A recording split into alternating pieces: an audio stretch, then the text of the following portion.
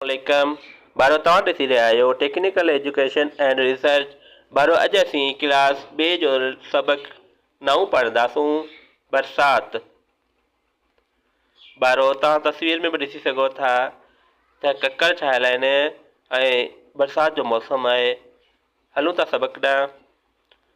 आऊं बरसात आहियां, मूंखे मींहुं बारिश ऐं वसकारो ब चवंदा आहिनि।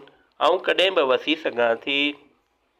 सावण जी मुंद में ख़ासि वसंदी आहियां, मूंखे माण्हू अल्लाह जी रहमत चवंदा आहिनि। आसमान ते कारा ककर ॾिसो त सम्झो आऊं अचण वारी आहियां। माण्हू पखी जीत जानवर वण ऐं बूटा मूंखे सारींदा आहिनि।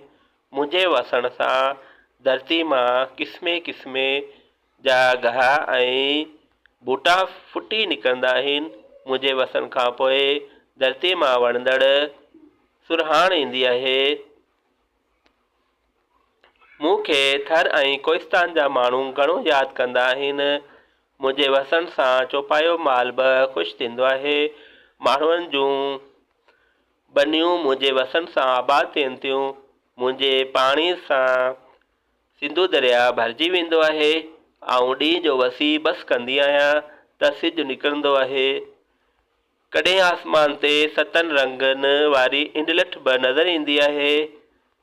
प्यारा ॿारो, आऊं वसां त भली वेंजो, पर रस्तनि ऐं घिटियुनि में गॾु थियल पाणी में कॾहिं बि न वञिजो, छो त उन पाणी में गंदगी शामिल हूंदो आहे। उन करे बीमारियूं थियनि थियूं। ॿारो, अॼु असांजो सबक पूरो थियो। तव्हां इंडलठ जी तस्वीर बि ॾिसो इन सबक में। ॿारो, अॼु असांजो सबक पूरो थियो। असांजो ॿी वीडियो सां गॾु असीं वरी हाज़िर थींदासूं। तेसि ताईं अल्लाह हाफ़िज़। असांजे चैनल खे सब्सक्राइब कंदा जीअं तव्हांखे नई वीडियो जी अपडेट मिलंदी रहंदी।